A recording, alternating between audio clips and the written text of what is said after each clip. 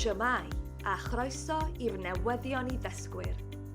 Podlediad i bobl sy'n astudio Cymraeg ac sydd eisiau ymarfer gwrando gyda rai o brif straeon newyddion yr wythnos.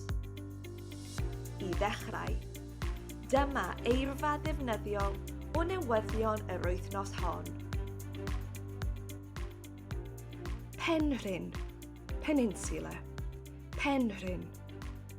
Yn gyfan gwbl, completely. Yn gyfan gwbl. Rhybuddion, warnings, rhybuddion. Cydweithio, to cooperate, cydweithio. Ystyried, to consider, ystyried.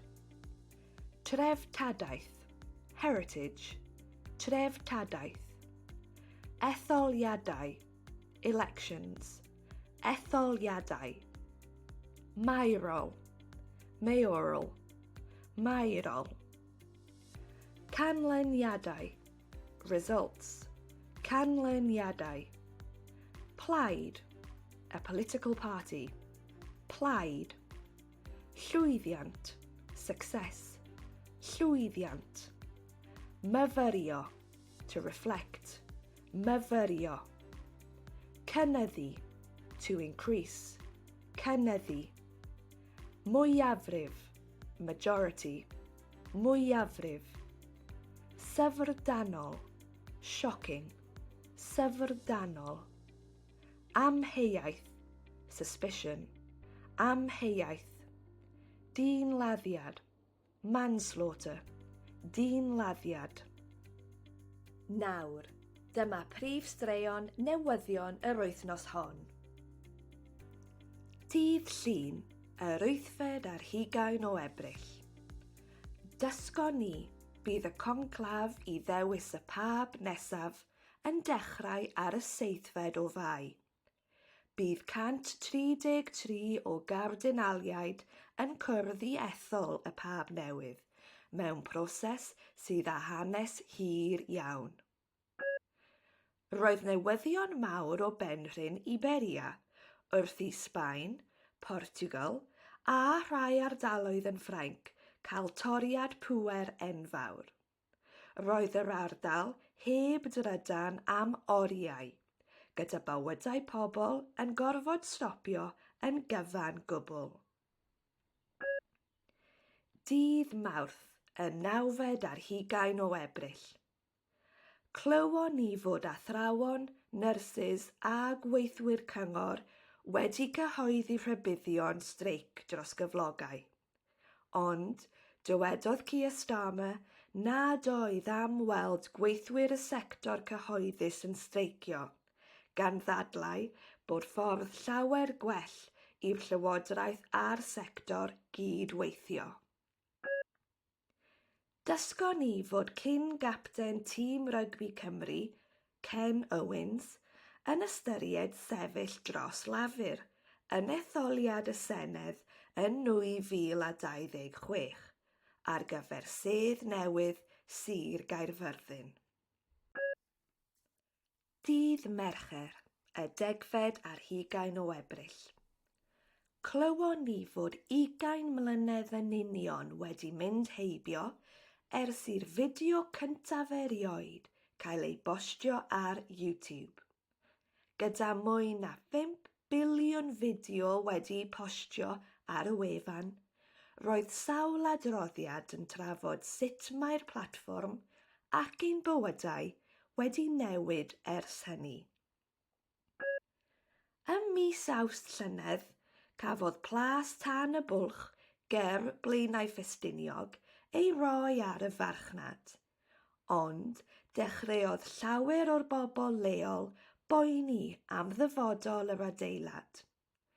Ddydd Mercher, daeth newyddion bod awdurdod Parc Cenedlaethol Eryri wedi cefnogi gwneud cais am grant gyda gronfa treftadaeth y Loteri Genedlaethol, mwyn symud swyddfeydd yr awdurdod i'r plas.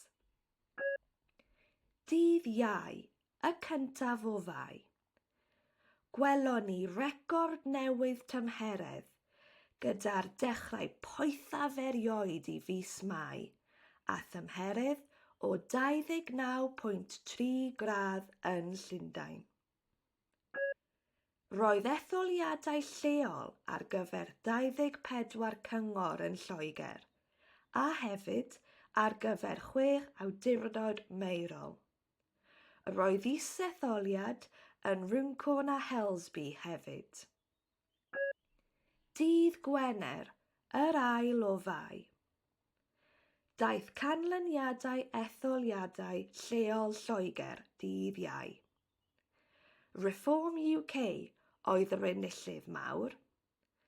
Enillodd y blaid 677 o seddi allan o tua 1650.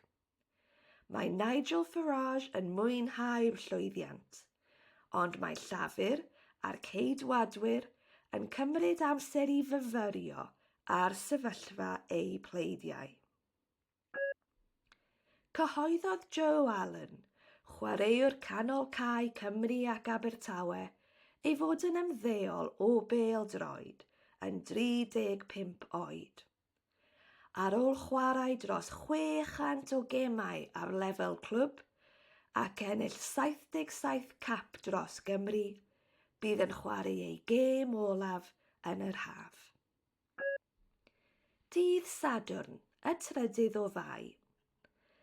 Ar ôl etholiad cyffredinol yn Awstralia, cafodd Anthony Albanese ei ail-ethol yn brif weinidog y wlad, gan hefyd gynyddu ei fwyafrif. Cyrhaeddodd y Cymro Mark Williams rownd derfynol pencampwriaeth snwcer y byd, gan giro rhif 1 y byd Judd Trump 17-14 ffram. Yn 50 oed, Mark Williams yw'r chwaraewr hynaf erioed I gyrraedd y rownd derfynol. Heddiw, dydd Sul y 4 o Fai.